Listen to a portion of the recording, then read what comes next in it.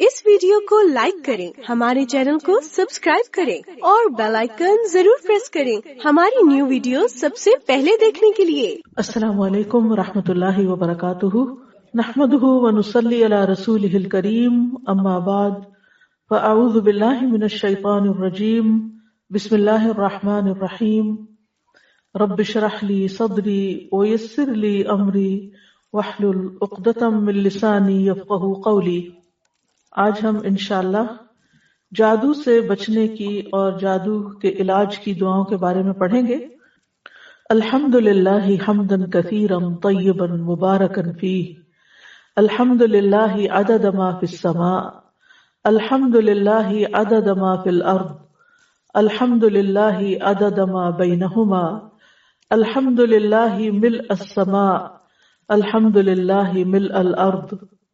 اللہ کے لیے بہت زیادہ اور بہت پاکیزہ حمد ہے، تعریف ہے، اور وہ بابرکت ہے۔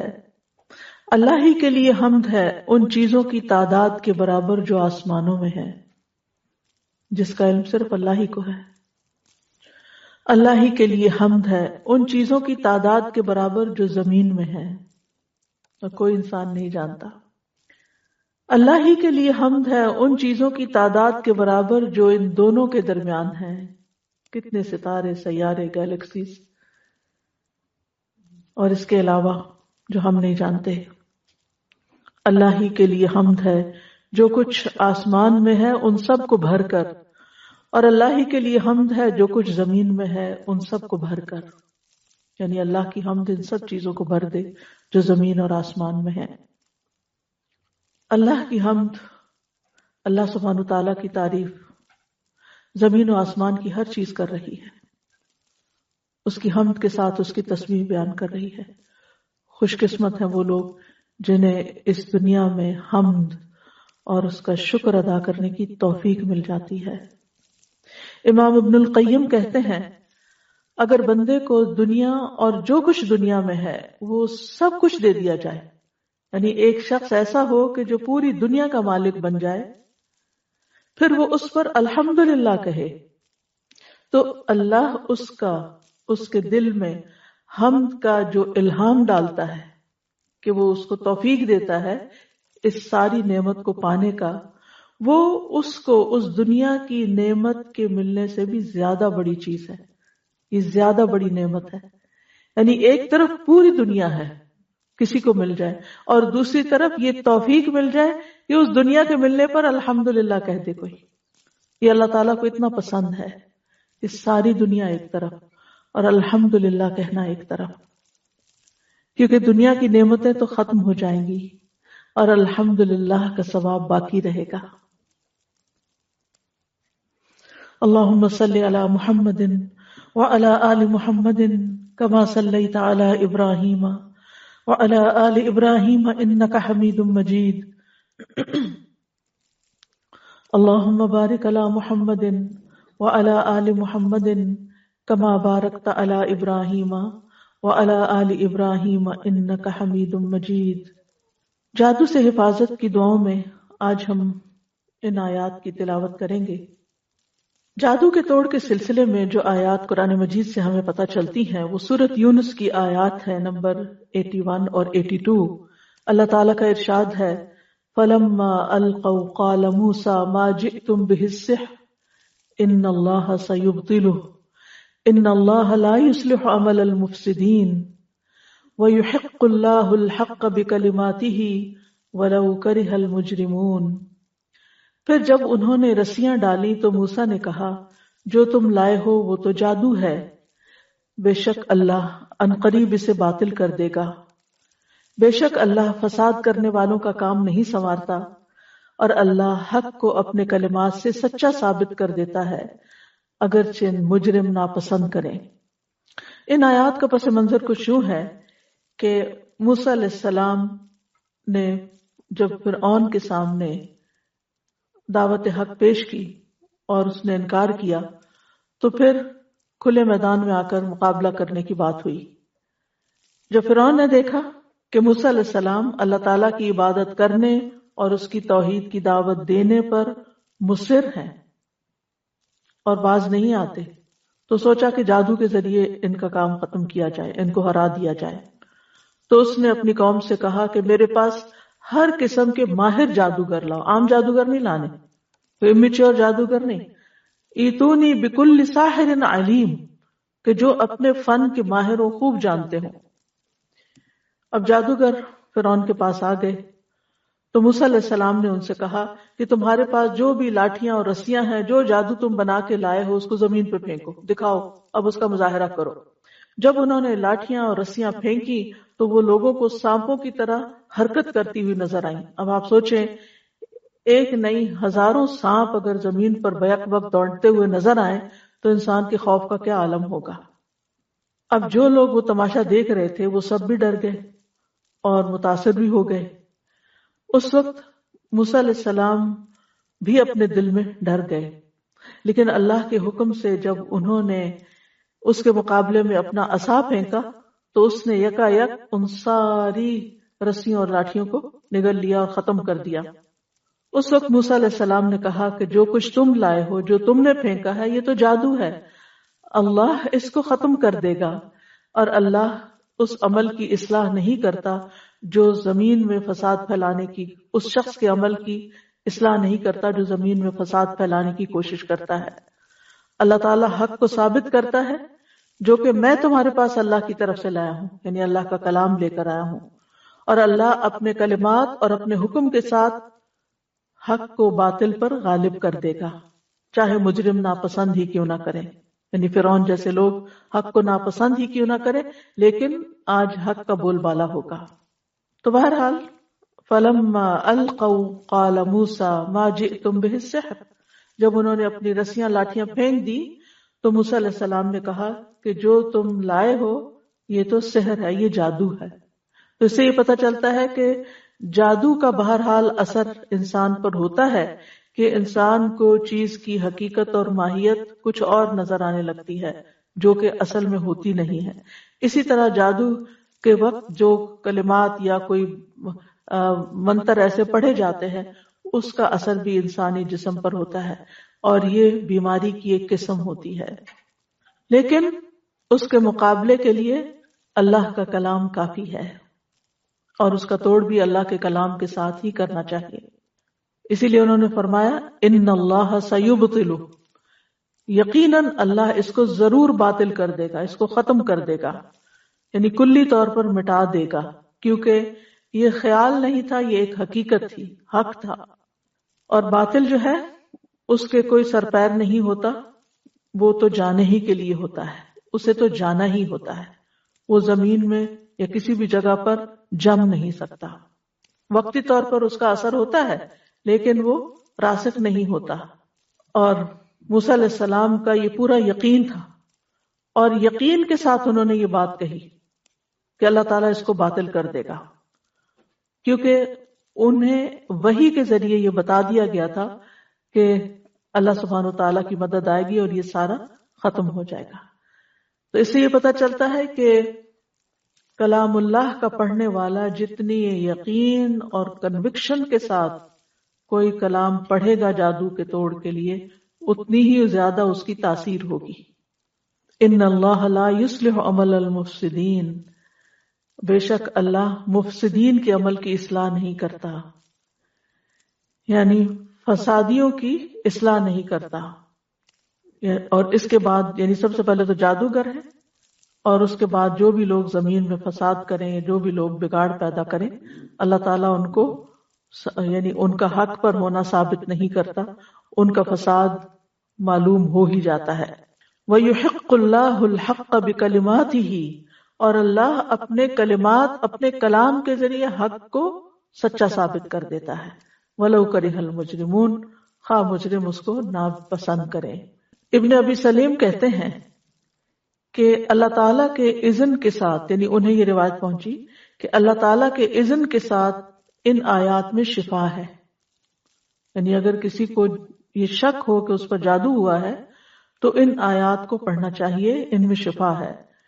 آپ ایک برتن میں پانی لیں، اس پر سورۃ یونس کی یہ آیت پڑھیں، پھر اس پانی کو جادو زدہ شخص کے سر پر بہا دیں، یعنی اس کو اس سے نہلا دیں، تو اس سے اس کا توڑ ہو جائے گا۔ تو ان آیات، یہ جو آیات ابھی پڑھی گئی سورۃ یونس کی، ان سے یہ پتہ چلتا ہے کہ جادو کا سیکھنا اور سکھانا جو ہے ایک باطل کام ہے، حرام کام ہے۔ پھر یہ کہ جادوگر جو ہے وہ زمین میں فساد برپا کرتا ہے، گھروں کو بگاڑتا ہے، انسانوں کو تکلیف دیتا ہے۔ پھر یہ کہ حق کو ثابت کرنے کے لیے دشمن کا مقابلہ کرنا جائز ہے۔ پھر یہ بات بھی پتہ چلتی ہے کہ فساد کا انجام تباہی اور بربادی ہی ہوتا ہے، اور جب بھی حق باطل کے مقابلے میں کھڑا ہوتا ہے تو حق فتح یاب ہوتا ہے اور باطل بالآخر مٹ جاتا ہے۔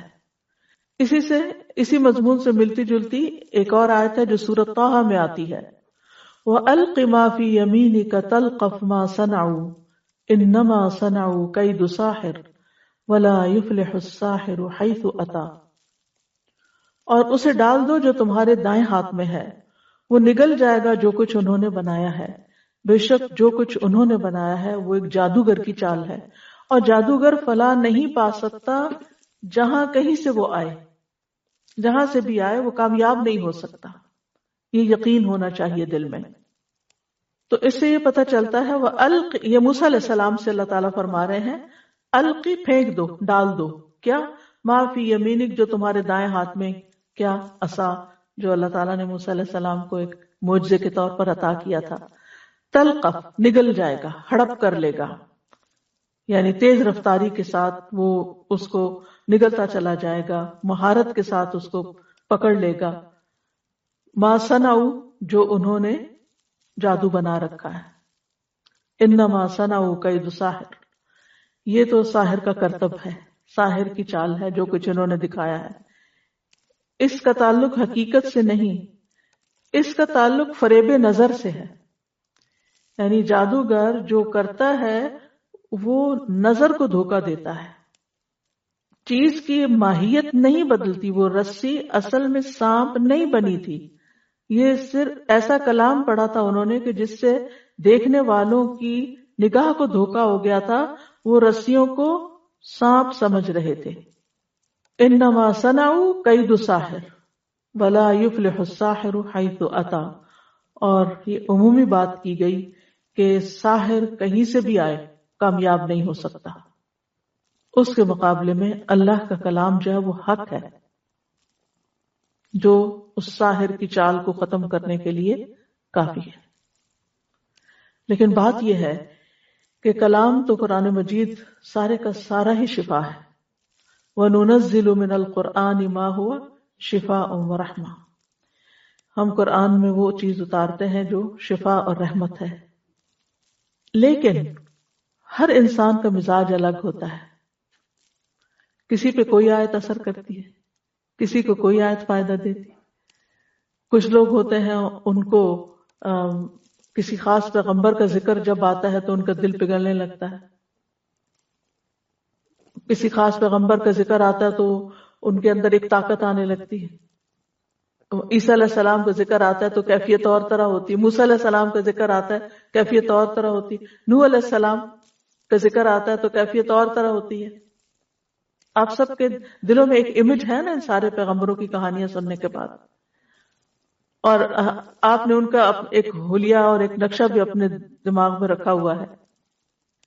تو جب ان کا ذکر آتا ہے تو انسان کا دل اور انسان کی روح جو ہے ایک مختلف طرح ریاکٹ کرتی ہے، اس لیے کسی پر کسی طرح کا دم اثر کر جاتا ہے، کسی پر کسی طرح کا دم اثر کر جاتا ہے، یعنی اس میں بہت ورائٹی ہے، ضروری نہیں ہوتا کہ ایک ہی دم سب کو فائدہ دے۔ تو یہ رقیہ کرنے والے پر ہوتا ہے کہ وہ مریض کی حالت دیکھ کر، اس کی کیفیت کو دیکھ کر آیات کا چناؤ کرتا ہے، اور وہ ایک کے بعد ایک چیز پڑھتا جاتا ہے جو اللہ تعالیٰ اس کے دل میں ڈالتا ہے، اور پھر اس کو شفا ہو جاتی ہے۔ عام طور پر جب ہم سنتے ہیں کسی کے بارے میں کہ اس پہ جادو کا اثر ہو گیا تو ہم کہتے ہیں سورۃ البقرہ پڑھو۔ سورۃ البقرہ بچاؤ کا ذریعہ تو ہے، لیکن سورۃ البقرہ کا پڑھنا علاج کے لیے ضروری نہیں کہ اس سے علاج بھی ہو جائے سارا۔ بعض لوگوں کو پورا پورا قرآن مجید پڑھنا پڑتا ہے۔ کچھ عرصہ پہلے کسی کا تجربہ تھا، وہ جو بھی اس قسم کی بیماری میں مبتلا ہوتا تھا اس کو کہتے تھے کہ تم 3 دن میں پورا قرآن ختم کرو، 10 پارے روز. اور اگر کوئی شخص بیمار ہوتا تو اس کے بعد اس کو قے شروع ہو جاتی، اس کے اندر سے ایسی چیزیں آپ برآمد ہونے لگتی کہ جس سے اس کو پھر اس کے بعد شفا ہو جاتی. تو بعض لوگوں کو پورا قرآن پڑھنے کی ضرورت ہوتی ہے اور بار بار قرآن سننے کی ضرورت ہوتی ہے. اور آپ نے دیکھا ہوگا کہ بہت سے لوگ سورۃ الرحمن سے شفا پا جاتے ہیں. اس کا ایکسپیرینس تو بہت لوگوں نے کیا ہے، کیونکہ اس میں رحمان کی رحمت کا ذکر ہے، رحمان کی نعمتوں اور عنایتوں کا ذکر ہے کہ رحمان نے کیا کچھ بنایا ہمارے لیے، اور ہم ان نعمتوں کو جھٹلا نہیں سکتے. تو جادو میں بھی کلمات ہوتے ہیں، اور اس کے مقابلے میں علاج میں بھی قرآن کے جو کلمات ہوتے ہیں وہ انسان کو فائدہ دیتے ہیں. بہرحال میں تھوڑا سا مختصراً جادو کی حقیقت پر بھی بات کروں گی. جادو ایک نفسیاتی اثر ہوتا ہے. انسان کے جسم پر انسان کی سوچ بہت اثر انداز ہوتی ہے. اگر آپ ہر وقت کوئی منفی بات سوچتے رہے، پریشانی کی بات سوچتے رہے، تو آپ کے چہرے پر پریشانی کے اثرات نظر آنے لگتے ہیں. اگر آپ دل سے خوش ہوں تو آپ کے چہرے پر ایک خوشی نظر آنے لگتی ہے. اگر آپ کو کوئی غم لاحق ہے تو وہ بھی آپ کے اوپر نظر آتا ہے. آپ اللہ تعالیٰ پر ایمان رکھتے ہیں، یقین رکھتے ہیں، تو آپ کی آنکھوں میں اور طرح کا کانفیڈنس اور چمک ہوتی ہے، ایک اور طرح کی روشنی ہوتی ہے. اور اگر آپ اللہ تعالیٰ کی رحمت سے مایوس ہیں یا اللہ پر ایمان نہیں رکھتے تو آپ کی آنکھیں خالی خالی ہوں گی، اور طرح کے اثر ہوگا اس میں. یعنی آپ صرف مختلف لوگوں کی شکل دیکھ کر آپ پہچان سکتے ہیں کون خوش ہے، کون رنجیدہ ہے، کون کیسا ہے. کیوں؟ اس لیے کہ وہ ان کے خیالات کا عکس ہوتا ہے. یعنی ہمارا چہرہ جو ہوتا ہے وہ ہمارے خیالات کا آئینہ ہوتا ہے. جو ہمارے دل پر گزر رہی ہوتی ہے وہ ہمارے چہرے پر بھی آ رہا ہوتا ہے. تو جادو میں بھی ایسی ہی چیزوں سے مدد لی جاتی ہے کہ جو انسان کے نفس سے گزر کر اس کے جسم کو متاثر کر دیتی ہیں. یعنی نفس تو متاثر ہوتا ہی ہے لیکن جسم پر بھی اس کا اثر پڑتا ہے. بعض اوقات رونگٹے کھڑے ہو جاتے ہیں، بعض اوقات جسم میں کپ کپی طاری ہو جاتی ہے، بعض اوقات کوئی بخار کی کیفیت ہو جاتی ہے، بعض اوقات انسان کے جسم میں درد شروع ہو جاتی ہے. یعنی مختلف لوگوں پر اس کا مختلف طرح سے اثر ہوتا ہے. جیسے آپ دیکھیں کووڈ ہی ہے، کیا کووڈ جن لوگوں کو وہ سب کے سمٹمز ایک جیسے تھے؟ نہیں، ہر ایک کا ایک الگ کہانی ہے. کسی کا کوئی، کیوں؟ اس لیے کہ کسی کا جسم کا کوئی حصہ کمزور ہے، کسی کا کوئی.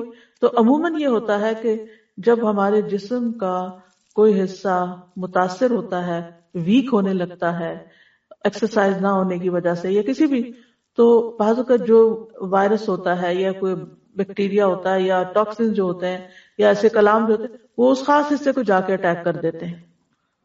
وہ کیونکہ وہ حصہ قبول کر رہا ہوتا ہے بیماری کو، اور باقی ریپیل کر رہے ہوتے ہیں، فائٹ کر رہے ہوتے ہیں، ویک ہوتا ہے. امیونٹی لو ہوتی ہے تو پھر کیا ہوتا ہے؟ سردی، گرمی، ٹھنڈک، لوگوں کی چھوٹی چھوٹی باتیں، ہر چیز آپ کے اوپر اثر انداز ہو رہی ہوتی، آپ سینسیٹیو ہو جاتے ہیں. اور اگر آپ کی امیونٹی یعنی کہ اسپرچل امیونٹی اور فزیکل امیونٹی اگر آپ کی اسٹرانگ ہو تو آس پاس کچھ بھی ہوتا رہے آپ کو اس کی پرواہ نہیں ہوتی. کچھ لوگ ہوتے ہیں ان کو بڑی سے بڑی بات کہہ دیں ان کو کوئی اثر نہیں ہوتا، اور کچھ لوگ ہوتے ہیں ان کو کچھ نہ کریں، صرف ٹیڑھی آنکھ سے دیکھ ہی لیں تو وہ رونے بیٹھ جاتے ہیں. بہرحال جادو جو ہے یہ جسم اور دل دونوں پر اثر کرتا ہے. ابن قدامہ کہتے ہیں یہ کچھ عزائم یعنی کلمات دم جھاڑ کے الفاظ اور گرہیں ہوتی ہیں جو دلوں اور جسموں پر اثر انداز ہوتی ہیں، تو ان کی وجہ سے جادو زدہ شخص بیمار ہو جاتا ہے اور کبھی ہلاک بھی ہو جاتا ہے. یعنی کبھی اس کی شدت ہو تو مر بھی سکتا ہے. اس کی وجہ سے مرد اور اس کی بیوی کے درمیان جدائی بھی ڈال دی جاتی ہے، اور شوہر اور بیوی میں سے کسی ایک کو فریق ثانی سے جنسی تعلق سے بھی کاٹ دیتا ہے. یعنی کئی طرح کے اثرات ہوتے ہیں لوگوں پر. امام ابن تیمیہ کہتے ہیں شیطان خود اپنی ذات میں خبیث ہے، تو جب عزائم یعنی منتر پڑھنے والا اور روحانی جادو کی کتابیں پڑھنے والا، اس طرح کی دوسری چیزیں پڑھنے والا ایسی چیزوں کے ساتھ شیاطین کا تقرب حاصل کرتا ہے جس کو شیاطین اور کفر اور شرک میں سے پسند کرتے ہیں، تو ان کے لیے یہ چیزیں رشوت کے قائم مقام ہو جاتی ہیں. اور پھر وہ شیطان اس انسان کے اغراض و مقاصد کو پورا کر دیتے ہیں.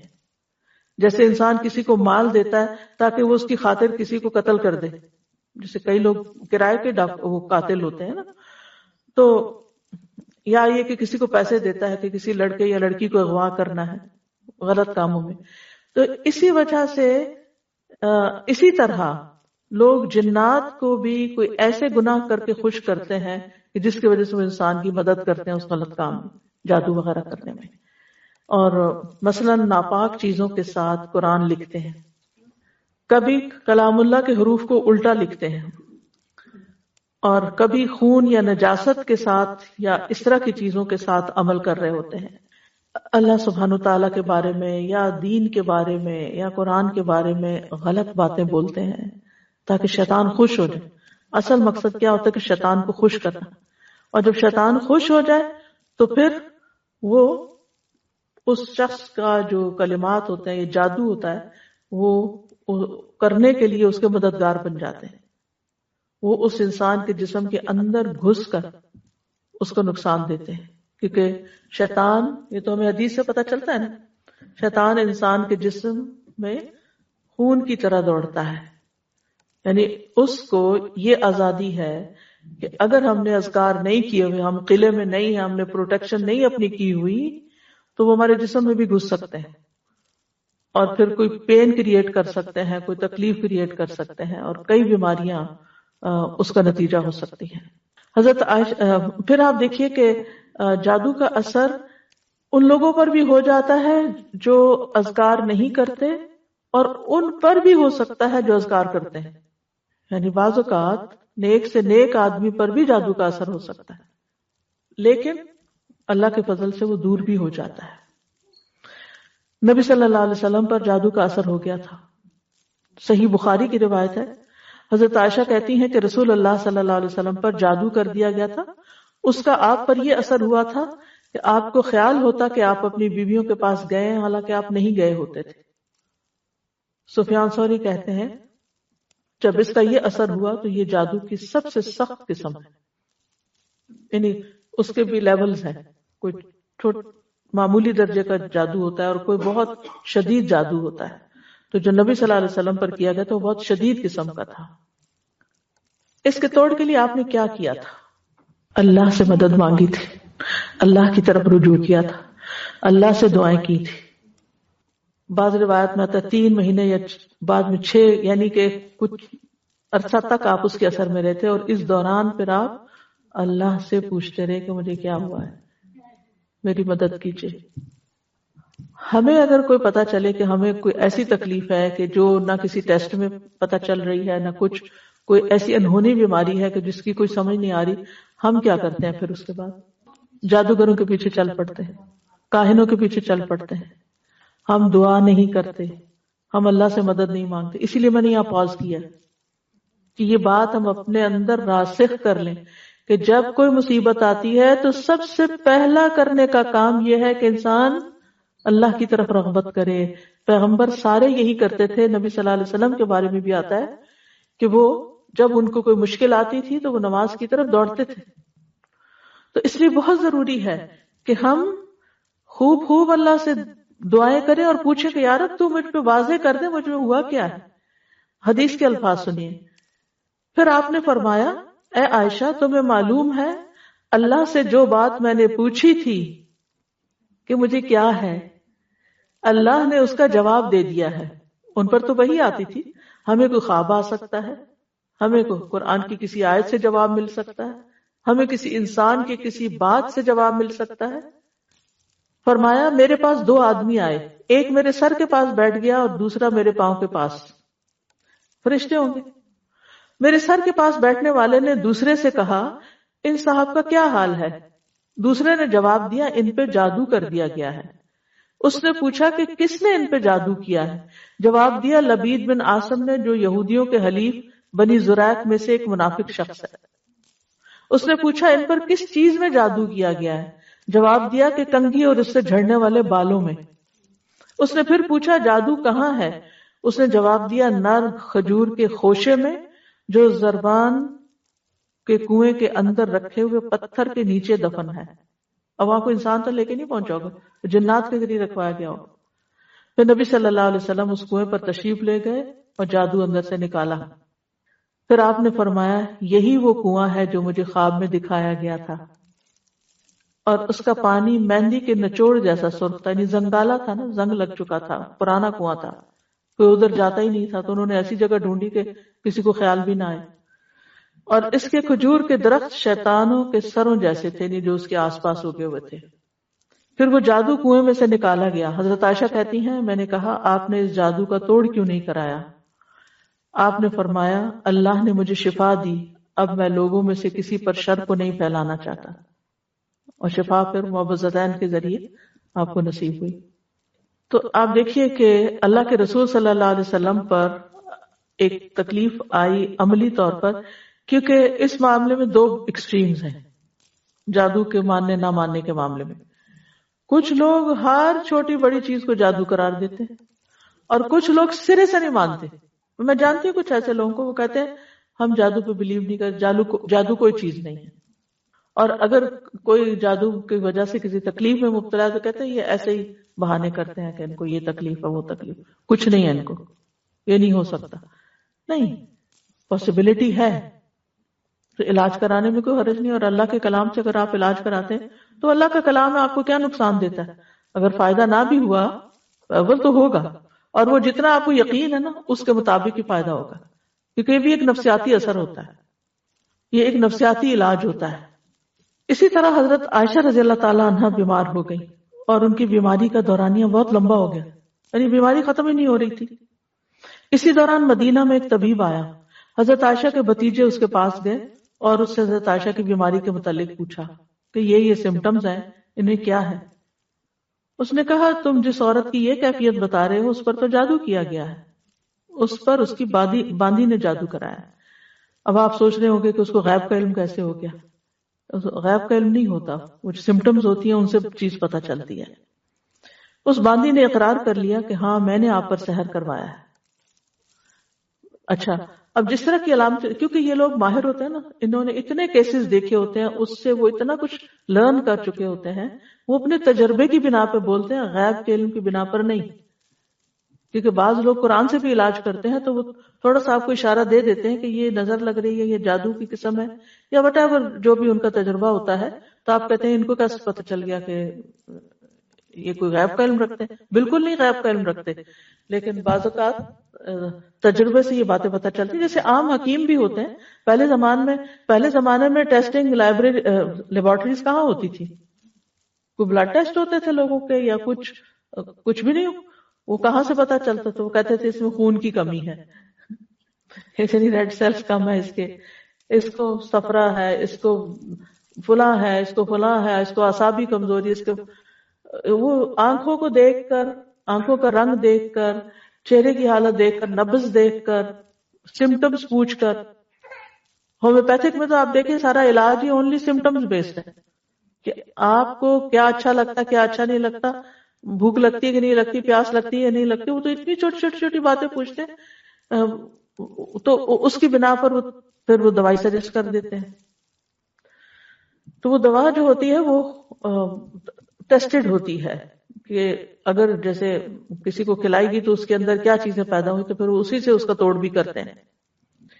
تو بہرحال اس باندھی نے اقرار کر لیا اور کہا میں نے آپ پہ سحر کیا، میں چاہتی تھی کہ آپ فوت ہو جائیں تو میں آزاد ہو جاؤں، کیونکہ حضرت عائشہ نے اس سے کہہ رکھا تھا کہ میرے مرنے کے بعد تم آزاد ہو جاؤ گی۔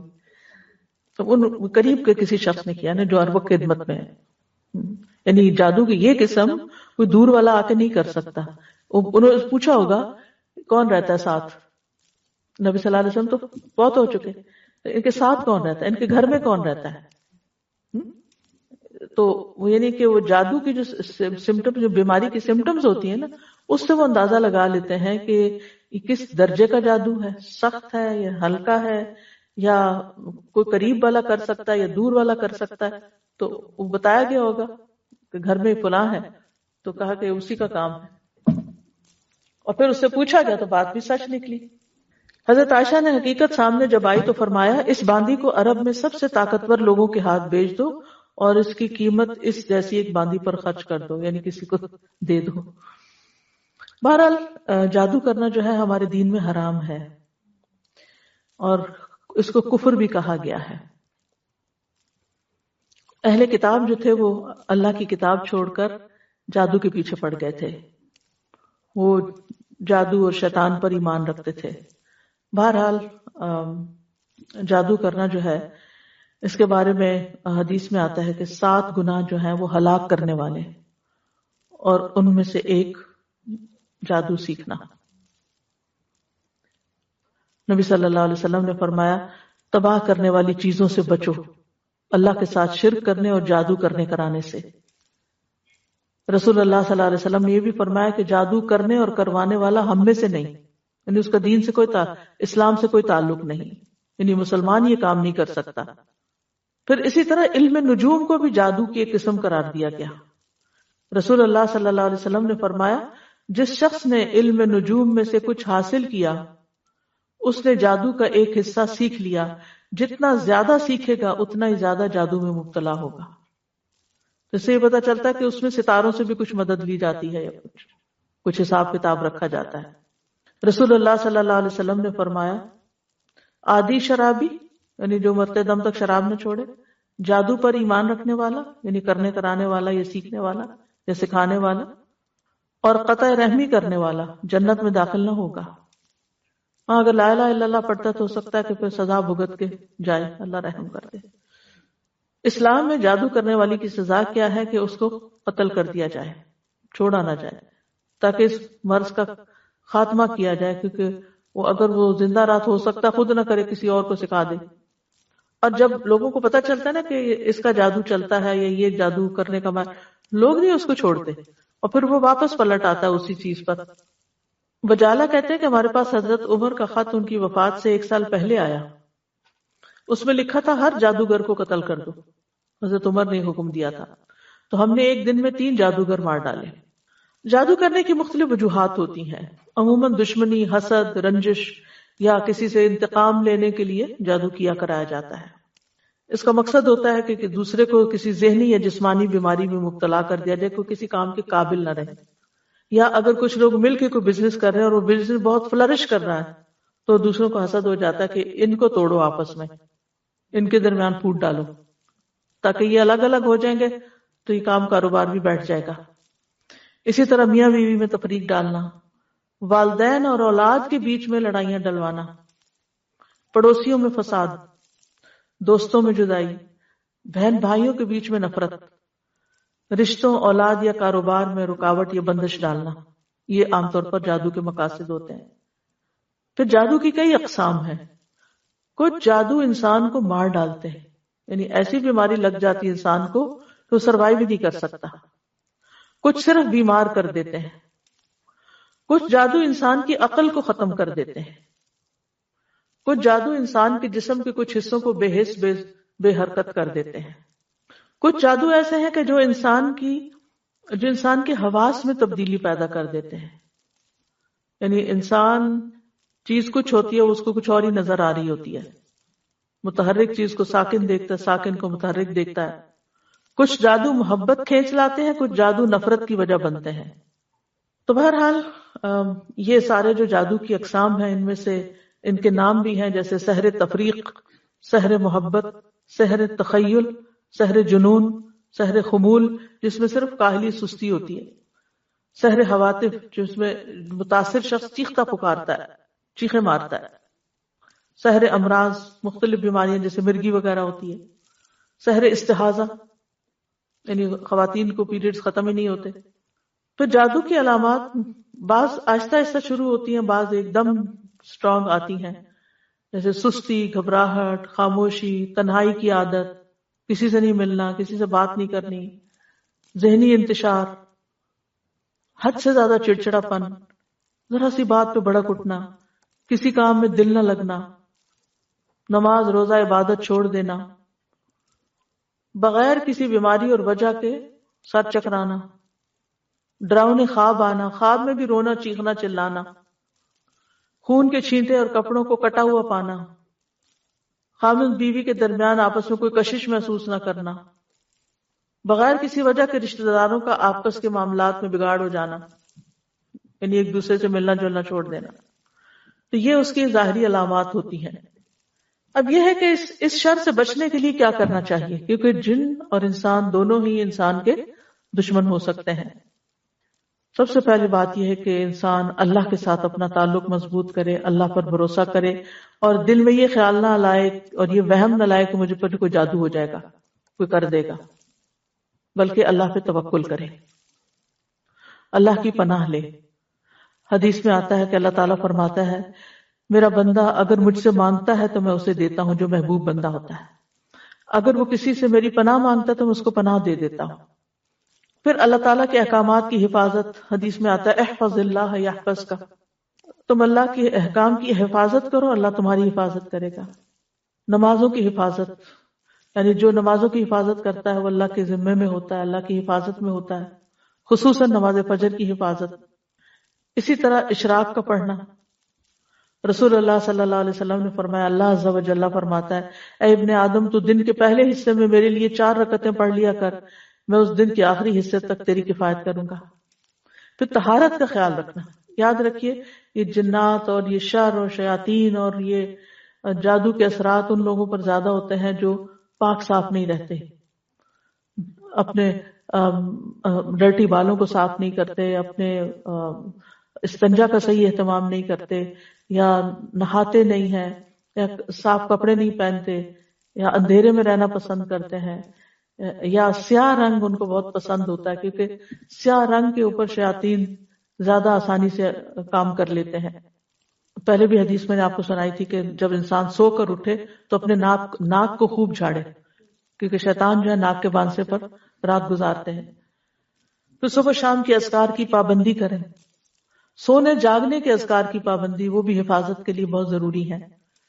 بیت الخلاء میں جاتے ہوئے دعا پڑھیں، ہر کام سے پہلے بسم اللہ پڑھیں، کیونکہ جس کام میں بسم اللہ ہو جاتی ہے تو وہ شیطان وہاں سے نکلتا جاتا ہے، وہ اس میں داخل نہیں ہو سکتا، شامل نہیں ہو سکتا۔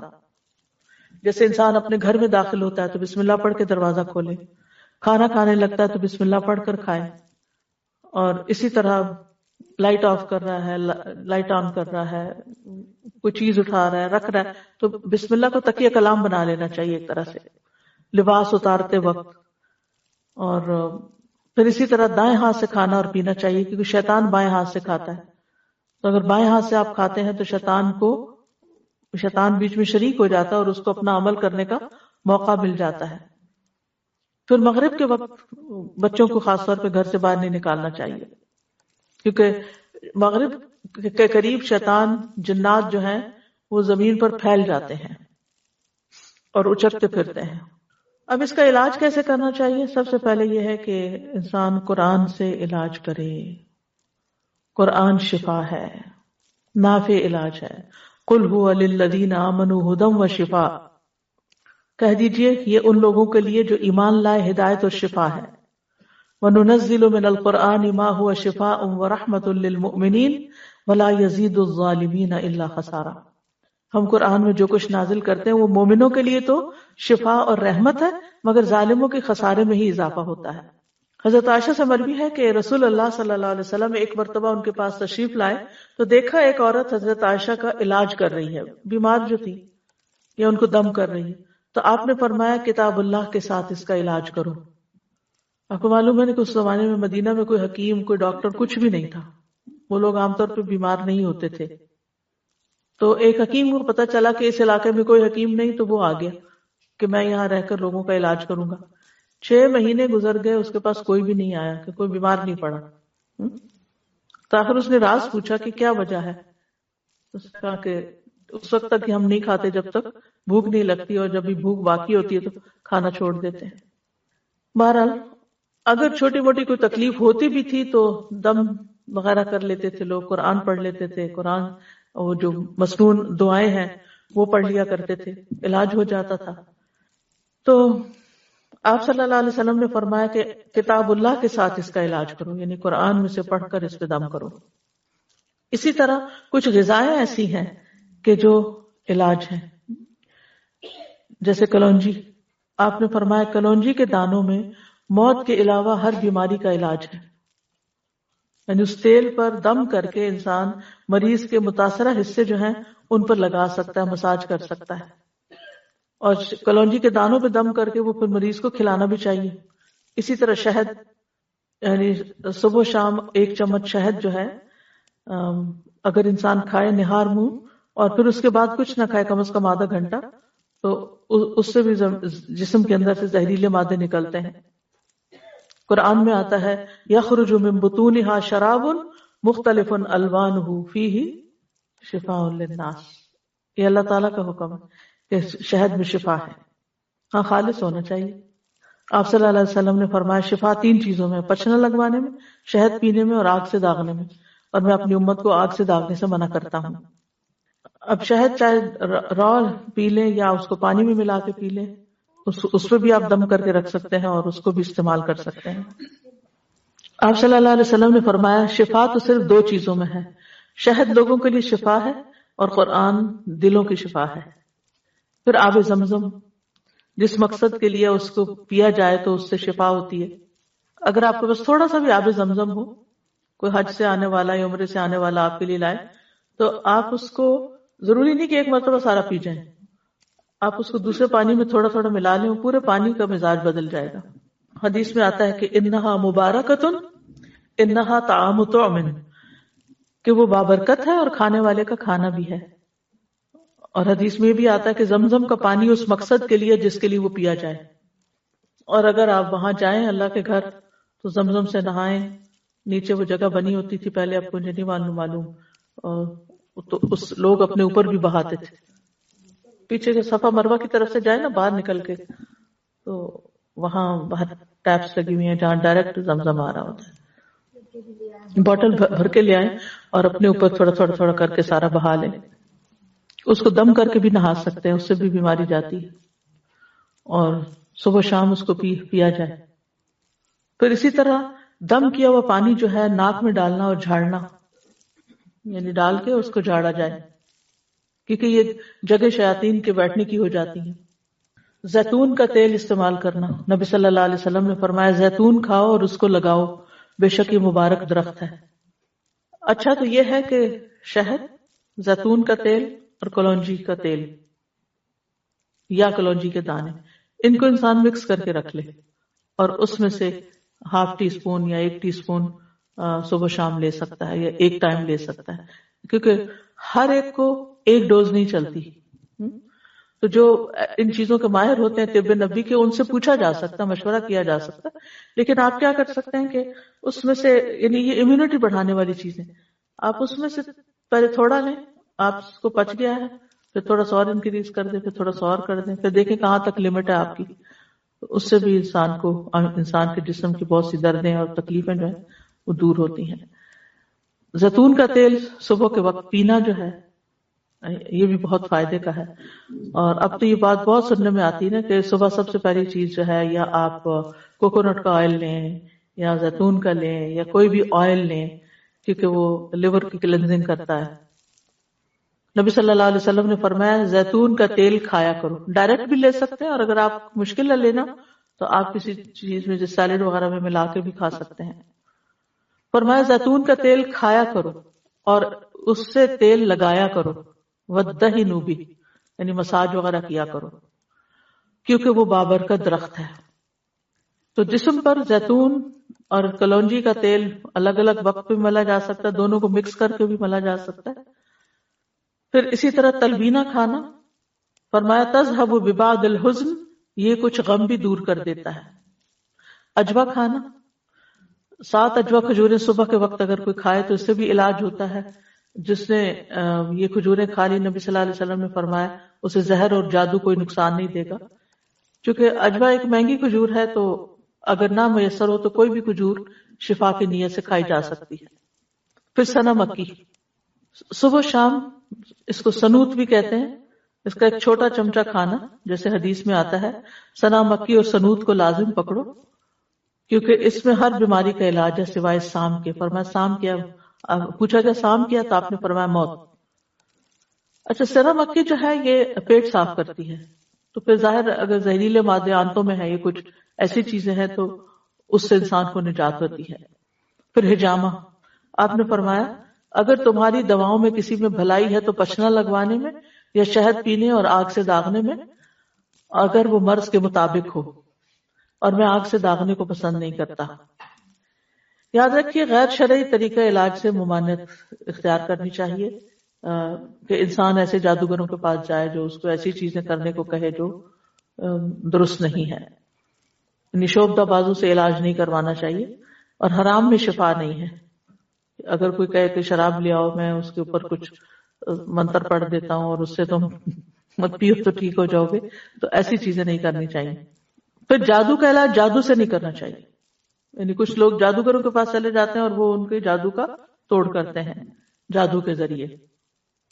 اور پھر غیر شرعی جھاڑ پھنکار جو ہے، جس کو نشرہ کہا جاتا ہے، فرمایا یہ شیطانی عمل ہے، کیونکہ اس میں جنات کی مدد طلب کی جاتی ہے، روحوں کو پکارا جاتا ہے۔ اسی کے بارے میں آپ نے فرمایا تھا کہ میری امت کے 70,000 لوگ بلا حساب جنت میں داخل ہوں گے۔ یہ وہ لوگ ہیں جو نہ جھاڑ پھونک کرواتے ہیں، نہ پال لیتے ہیں، بلکہ اپنے رب پر بھروسہ کرتے ہیں۔ تو یہ غیر شرعی جو نشرہ جو ہے یا غیر شرعی دم جو ہے، غیر شرعی دم کے بارے میں ہے۔ جو شرعی دم ہے سورۃ فاتحہ پڑھ کر یا ویسے قرآن پڑھ کر کسی کے اوپر جھاڑنا پھونکنا، اس سے منع نہیں ہے۔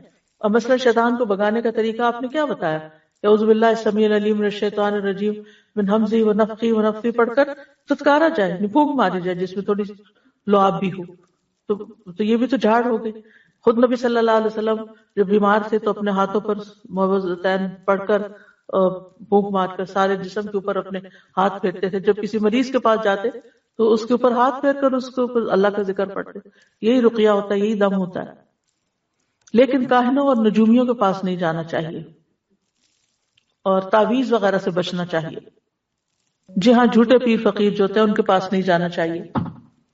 عبداللہ رضی اللہ عنہ کہتے ہیں میں نے رسول اللہ صلی اللہ علیہ وسلم کو یہ فرماتے ہوئے سنا کہ جھاڑ پھونک، تعویذ اور گنڈے سب شرک ہیں۔ اب یہ جو صحیح والی جھاڑ پھونک ہے وہ منع نہیں ہے، جو نشرہ ہے اس کی بات ہو رہی ہے۔ کہتی ہیں میں نے کہا آپ یہ کیا کہہ رہے ہیں؟ اللہ کی قسم میری آنکھ بہتی تھی، میں فلاں یہودی کے پاس جاتی، وہ اس پہ دم کرتا، وہ ٹھیک ہو جاتی۔ تو عبداللہ بن مسعود نے فرمایا یہ شیطانی عمل ہے، شیطان اپنے ہاتھ سے اسے دنساتا، جب تم اس پہ دم کراتی تو وہ باز آ جاتا۔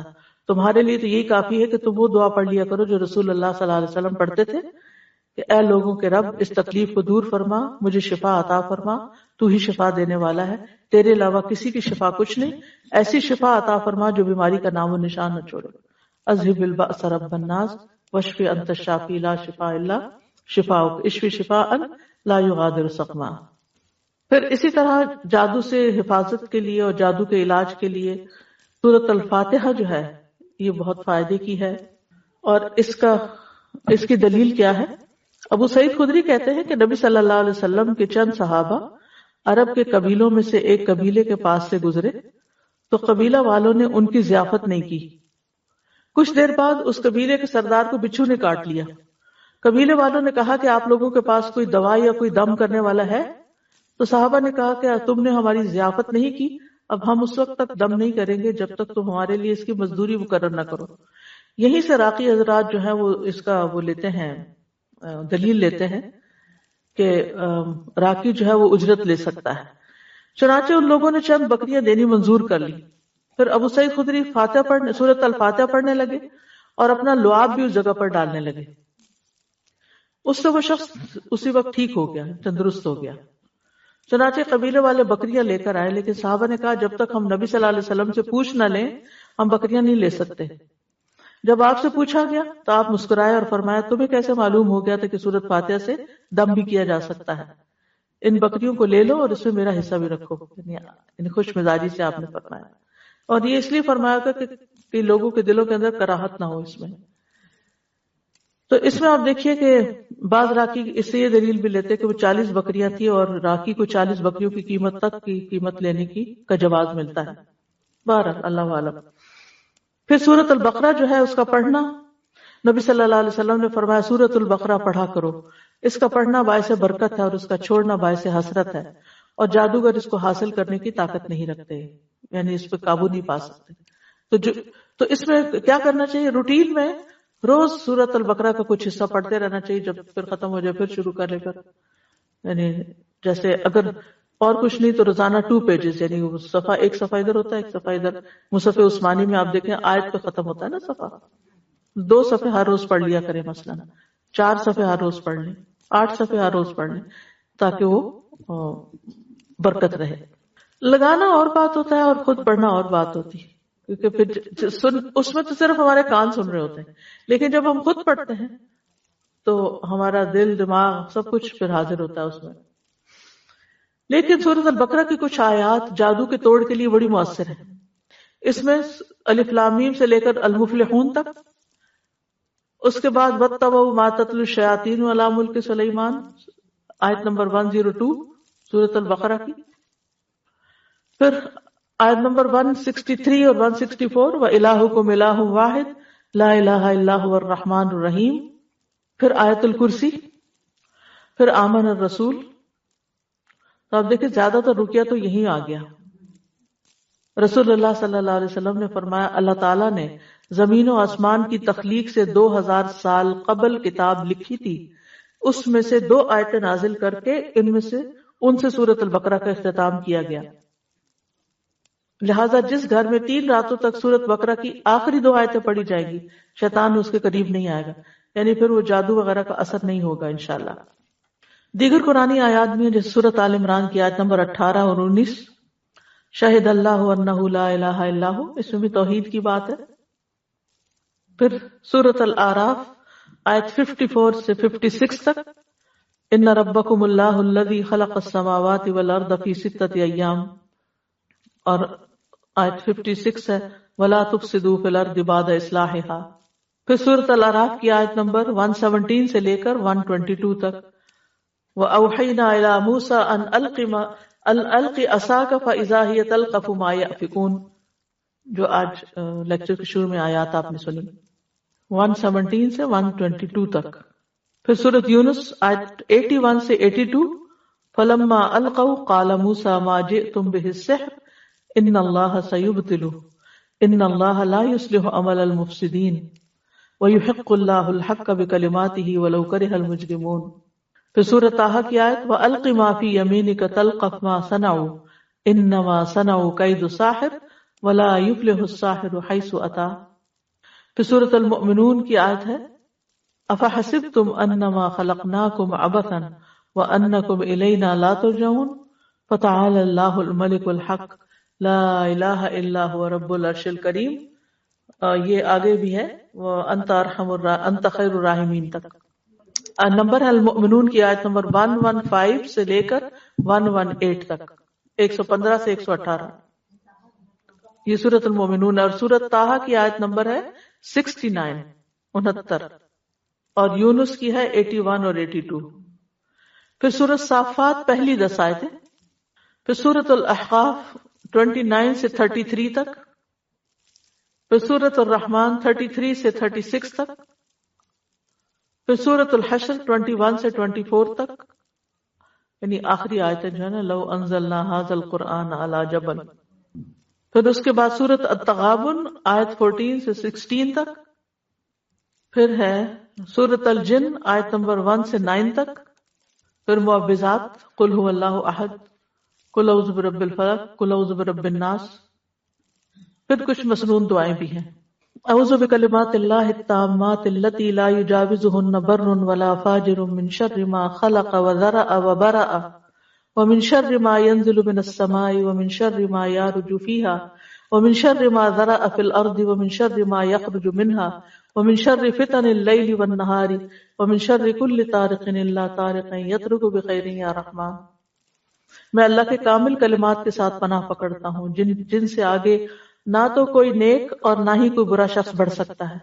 ہر اس چیز کے شر سے جس کو اس نے بنایا، پیدا کیا اور پھیلایا، ہر اس چیز کے شر سے جو آسمان سے اترتی ہے اور اس چیز کے شر سے جو اس میں چڑھتی ہے، اور اس چیز کے شر سے جسے اس نے زمین میں پیدا کیا، اور اس چیز کے شر سے جو اس سے نکلتا ہے، اور رات اور دن کے فتنوں کے شر سے اور رات کو آنے والے کے شر سے، سوائے اس کے جو خیر کے ساتھ آئے، اے رحم فرمانے والے. یہ جو ہے جبریل علیہ السلام کی سکھائی ہوئی دعا ہے. ابو طیاح کہتے ہیں کہ ایک آدمی نے عبد الرحمن بن خنبش سے پوچھا کہ رسول اللہ صلی اللہ علیہ وسلم نے اس وقت کیا کیا جب ان کے پاس شیاطین آئے؟ انہوں نے کہا شیاطین مختلف وادیوں گھاٹیوں سے اتر کر آپ کے پاس آئے اور ان میں سے ایک شیطان کے ساتھ آگ کا شعلہ تھا جس کا ارادہ یہ تھا کہ وہ رسول اللہ صلی اللہ علیہ وسلم کو جلا دے، یعنی اتنے ڈھیروں ڈھیر آ گئے، لیکن وہ مروب ہو گیا، خود ہی پیچھے ہٹنے لگا۔ اتنی دیر میں جبریل آپ کے پاس اور کہنے لگے محمد کہیے۔ آپ نے پوچھا کیا کہوں؟ انہوں نے کہا آپ کہیے یہ دعا، یہ پڑھیے، یعنی اگر ڈھیروں شیطان بھی آپ کے پیچھے لگ جائیں تو اس دعا سے بھاگ جائیں گے انشاءاللہ۔ اور اس میں پناہ لی گئی ہے اللہ کے سارے کلمات سے، سب کتابوں یعنی قرآن اور اس کے علاوہ بھی جو کچھ ہے، اور پھر ہر چیز کے شر سے، جو اوپر سے آئے جو نیچے سے جائے، رات کا شر، دن کا، ہر قسم کا شر اور ہر طرح کے فتنے اور ہر طرح کے حادثے جو رات کو آئیں یا دن کو آئیں۔ یہ دعا بہت فائدے کی ہے، صبح شام کی دعاؤں میں آپ شامل کر سکتے ہیں۔ اسی طرح ایک اور دعا بھی ہے، اعوذ بوجہ اللہ العظیم الذی لیس شیء اعظم منہ وبکلمات اللہ التامات التی لا یجاوزہن بر ولا فاجر وباسماء اللہ الحسنى كلها ما علمت منها وما لم اعلم من شر ما خلق وبرأ وزرع۔ میں اللہ کے عظیم چہرے کی پناہ پکڑتا ہوں جس سے عظیم کوئی اور چیز نہیں، اور اس کے مکمل کلمات کے ساتھ پناہ لیتا ہوں جن سے آگے کوئی نیک یا بد بڑھ ہی نہیں سکتا، اور اس کے تمام اسماء حسنہ کے ساتھ پناہ لیتا ہوں، جن کو میں جانتا ہوں، جن کو میں جانتا بھی نہیں ہوں۔ کس سے؟ ہر اس چیز کے شر سے جس کو اس نے بنایا، پیدا کیا اور پھیلا دیا۔ بات ہی ختم، کوئی چیز بچی نہیں۔ کعب الاحبار کہتے ہیں اگر میں یہ چند کلمات نہ پڑھتا تو یہودی مجھے گدھا بنا دیتے ہیں، یعنی یہ حضرت کعب الاحبار جو ایک یہودی عالم تھے وہ پڑھا کرتے تھے، کیونکہ یہود بہت زیادہ جادو میں پڑ گئے تھے، تو اس کا انہوں نے توڑ بتایا۔ پھر اعوذ بکلمات اللہ التامۃ من غضبہ وشر عبادہ ومن ھمزات الشیاطین وان یحضرون۔ میں اللہ کے تمام کلمات کی پناہ میں آتا ہوں اس کی ناراضگی سے، اس کے بندوں کی شرارتوں سے، شیطانوں کے وسوسوں سے، اور اس بات سے کہ وہ میرے پاس آئیں۔ پھر اعوذ بکلمات اللہ التامۃ من کل شیطان وہامۃ ومن کل عین لامۃ۔ میں پناہ پکڑتا ہوں اللہ کے پورے کلمات کے ذریعے اور ہر ایک شیطان سے اور ہر زہریلے جانور سے، جیسے سانپ، بچھو وغیرہ، اور ہر نقصان پہنچانے والی بری نظر سے۔ پھر 3 دفعہ شام کے وقت اعوذ بکلمات اللہ التامات من شر ما خلق اور بسم اللہ الذی لا یضر مع اسمہ شیء فی الارض ولا فی السماء وهو السمیع العلیم۔ پھر اسی طرح اگر آپ دوسرے کو دم کر رہے ہیں تو اللہم رب الناس مذہب البأس اشفی انت الشافی لا شفاء الا شفاء الا انت شفاء لا یغادر سقما، یہ صحیح بخاری کی روایت ہے۔ پھر اذہب البأس رب الناس انت الطبیب وانت الشافی، اے اللہ جو لوگوں کا رب ہے تکلیف دور کر دے، تو ہی طبیب، تو ہی شفا دینے والا ہے۔ امسح البأس رب الناس بیدک الشفاء لا کاشف لہ الا انت، اے لوگوں کے رب اس تکلیف کو دور کر دے، شفا تیرے ہاتھ میں ہے، تیرے علاوہ کہیں اور سے شفا نہیں مل سکتی۔ پورا یقین اور توکل اور بھروسہ اللہ پہ۔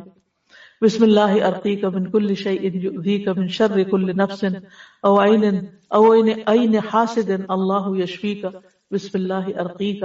میں اللہ کا نام لے کر آپ پر دم کرتا ہوں ہر اس چیز سے جو آپ کو تکلیف پہنچائے، ہر نفس کے شر سے اور نظر بد سے، اللہ آپ کو شفا عطا فرمائے۔